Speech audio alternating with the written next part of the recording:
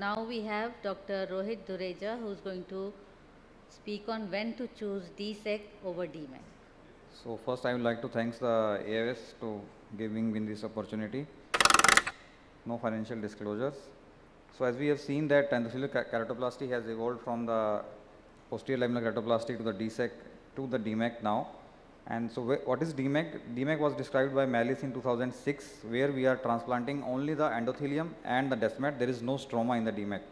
So this is the only endothelial transplant which is maintaining the anatomy of the recipient cornea, which means that whatever you are removing from the patient cornea, you are adding it. You are nothing adding the additional stroma which you are adding in the DSAEK.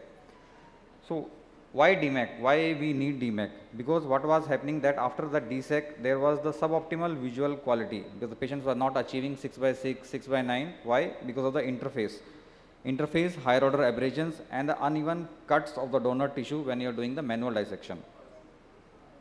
So what are the advantages of DMEK? The two main advantages are rapid and better. Rapid means whatever you get in DSAEK, suppose in 6 months or 9 months you get 6, 9, 6, 12, the same you will get in 3 months, in 2 months in DMEK. And better means the maximum vision you can get in DSAEK is 6, 9, 6, 12, and with the DMEK you will get 6, 6. Other is because there is no stroma, so there is a less antigen load, so there is a less rejection, less risk of secondary glaucoma because you will need less steroids to prevent the rejection, and the same tissue you can use it for the DALK and same tissue you can use it for the DMEK also. So the important steps of the DMEK surgery is first is preparing the scroll, then you do the you do the DSAEK descemetorrhexis, then you do the inferior PI, which is must, I think. The fourth part is the graft insertion, which is also a little bit tricky. Then the rate limiting step in the DMEK is the unscrolling the graft, and then you do the air tamponade. So the rate limiting step in the DMEK surgery, if you are not doing DMEK, is the first is the preparation, then is the unscrolling, and the third is the insertion. The insertion, if you do 5 10 cases, it will become easy. But the most important, the most difficult part is unscrolling. So I will show you some cases. So this is the first case of 48-year-old female underwent cataract surgery and then the cornea decompensated. You can see there is a diffuse corneal edema. Pupil is fairly regular, mid-dilated 3 to 4 mm. And this is the AIOCMTC picture. You can see the large bullae. There is no fibrosis in the subepithelial area. So what would you like to do, Dr. Prashar? DMEK or DSAEK? Yeah. So I did DMEK in this case. So this is the picture after 1 month. So this amount of clarity, what you get in DSAEK after 3 months, 6 months, 9 months, you will get in 1 month.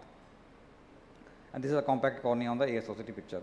Another case of Fuchs dystrophy and both eye cataract. So this is a very advanced Fuchs. You can see the central there is a very large bullae, and this is the AIOCMTC picture. In this picture also you will see that there is a diffuse corneal edema. Central there are too many bullae, but still there is not much of fibrosis. Another DSAEK or DMEK? Akash? DMEK, yeah.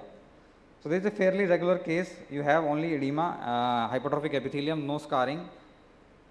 So we can, in this we did the combined surgery, phaco with DMEK, and this is the picture after 3 months, and the vision is 20/50.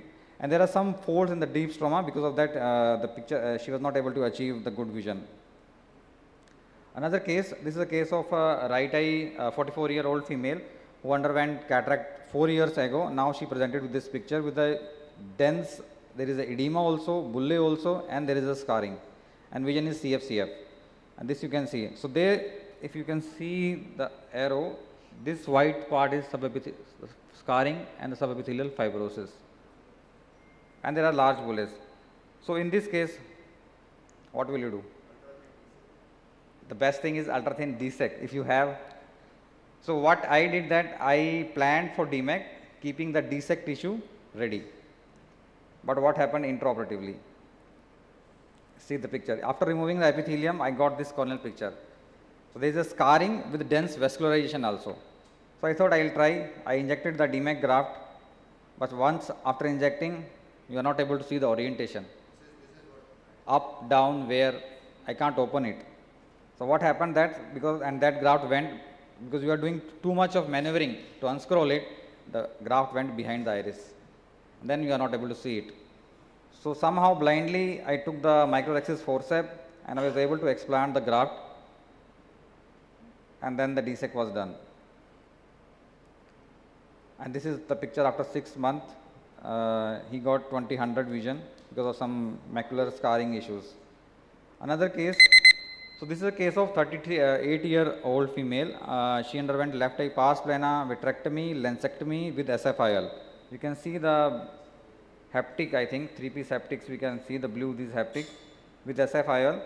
So I thought the visibility is okay, relatively good, and there is SFIL, pupil is 4 mm, little bit eccentric in the inferior nasal quadrant. So I thought we can do the DMEK easily. So the DMEK was the plant, but I kept the DSAEK tissue also, standby in this case also. So what happened in this case?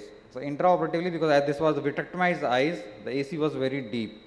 As this, there was SFIL, that IL also was tilted, not centered, well centered,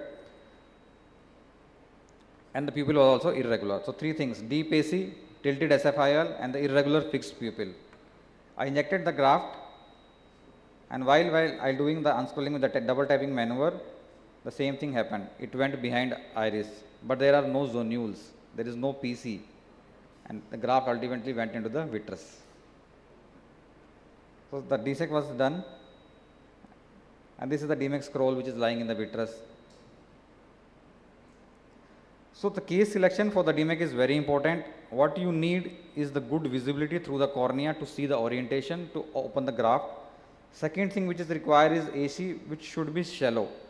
If it is deep, you open it, it will again scroll back into the original position. So you need a shallow AC and clear. There should be no pass, no vitreous in the AC. Otherwise, you can't open the graft, the DMEK graft. And the third most important thing is the stable iris lens IL diaphragm. If you have a phakic patient, the iris should be normal, there should be no synechia, well circular, and it should not be mid dilated also. Even if it is mid dilated, if you are doing the maneuvering, it can go behind the iris. So when DSAEK is preferred over DMEK, if you have poor corneal visibility, you are not able to see the skull orientation, choose DSAEK. If you have irregular pupil, there is a risk of the graft going behind the iris, sometimes into the vitreous if you don't have zonules or the PC. And if you have aphakia, tilted IL or SFIL, again there is a risk of tissue loss, and such cases they also have vitreous in the AC, which you are not able to see preoperatively because of the corneal decompensation. So poor corneal visibility, irregular pupil, aphakic IL, tilted aphakia, tilted IL or the SFIL. And if you have ACIL, so ACIL also they have frequently presence of vitreous in the AC, and that also leads to the trauma to the graft. And the last is the post VR surgery that leads to a deep AC, and the unscrolling becomes very, very difficult. Thank you very much.